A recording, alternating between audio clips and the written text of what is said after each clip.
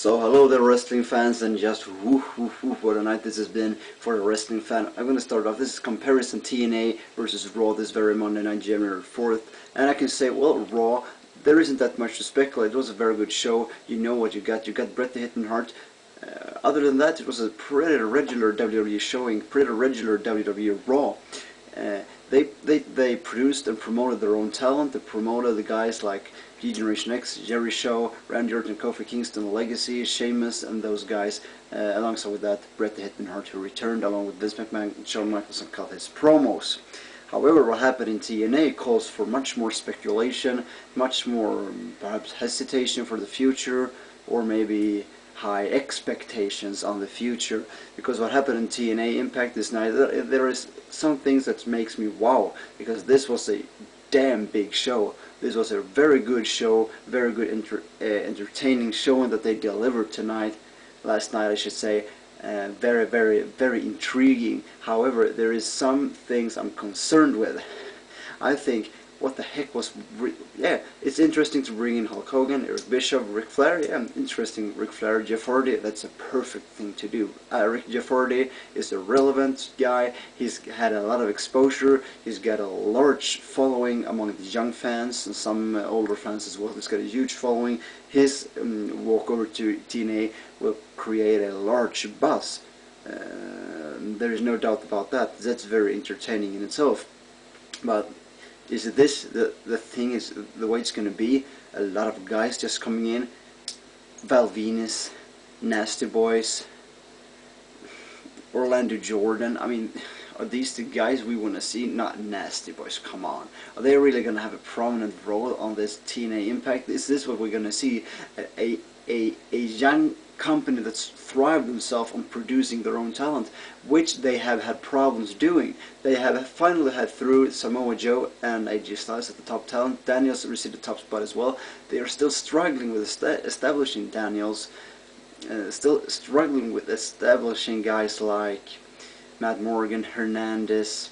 They need to elevate their own talent. What they did this night, which I'm gonna be, because this was very good night, very intriguing thing to do by TNA. They booked it the best way they could in general. But what I'm concerned with is what I'm gonna start off with. Like I said, what they mainly did was bring in a lot of old WWE guys, and to some extent WCW guys, who were made in WWE guys, meaning former WCW guys who once, while way back, was the WWF WWE guys.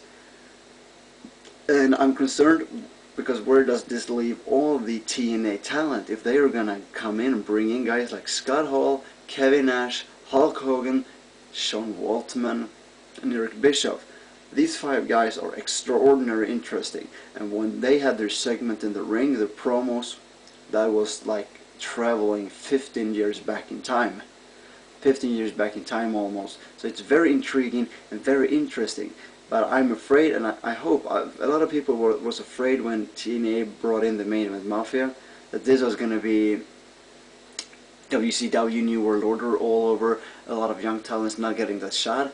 That has not happened. They did, and I wasn't that concerned, because I thought Vince Russo, Jeff Jarrett, TNA, and a lot of other bookers learned their mistakes from that. They will not be as dumb as feature a storyline which will simulate that is the NWO all over again, and then have it all happen again in reality.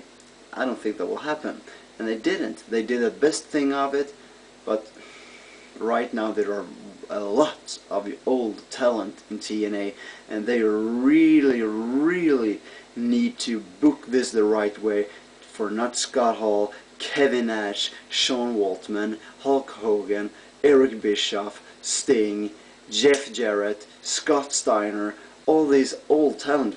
I mean, that's 8 big names that you just cannot set on the sideshow, on the side, on the bench, on the injury reserve list or whatever. Well, you're not injured unless they're injured, but on the reserve list. You must push these guys. They are there because they want spotlight. And I don't... Very good thing by TNA tonight to have AJ Styles versus Kurt Angle. Super main event, except for this I'm not.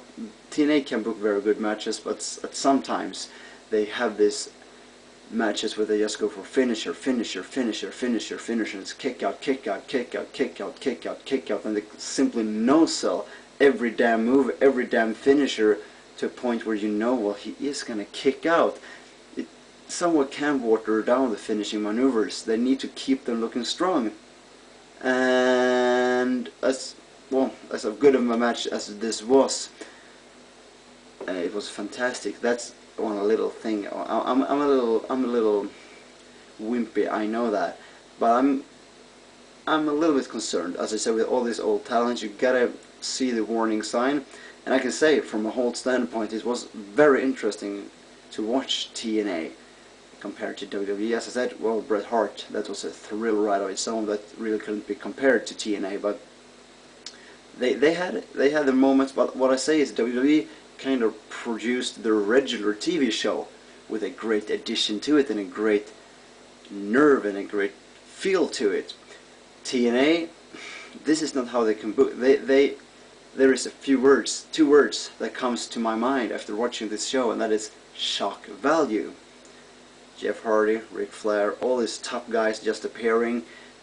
That's very interesting. That's very, very smart. But they can't deliver a show like this every week.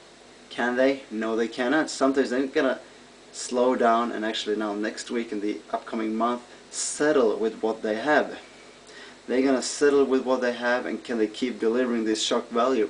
That's the problem. Maybe, or they will have it seemingly, as TNA Impact ended, it seems like they brought in Hulk Hogan to be this cool guy, to stand up for the young guys, along with Eric Bischoff, and then Nash, Hall, and Waltman comes in. They want to relive NWO, and Hogan says, no way we're gonna do it. This is my terms. This is not why we came here.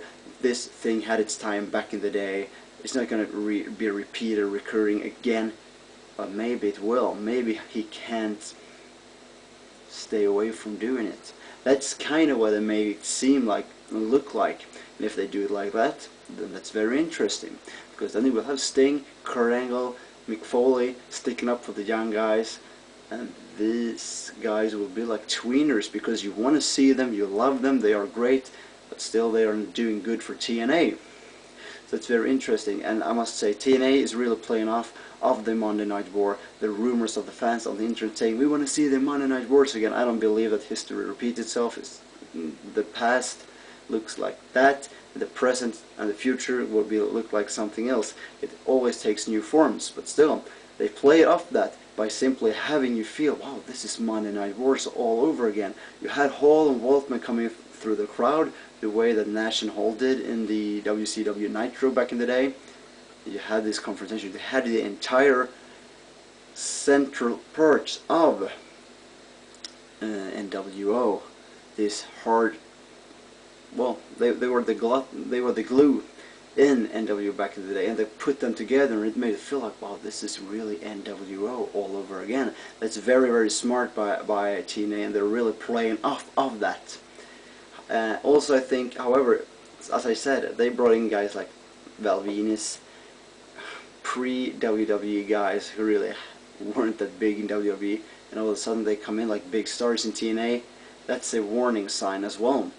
Yet I don't say anything, but the tonight's whatever show of TNA Impact was very, very interesting. They did the best they could to send shockwave, and I will definitely watch next week. I will definitely watch next week.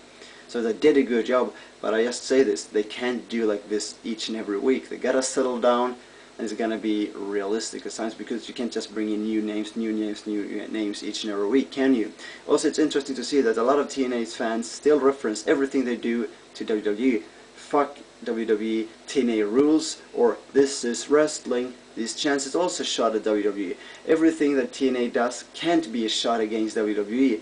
Also, they say we got a real women's division, not pretty girls walking around. That's also a reference to WWE. They must stop referencing themselves to WWE all the time. Still a great show. I know I sound a little wimpy, but that's the way we all do at times. Thank you for watching, and have a nice day.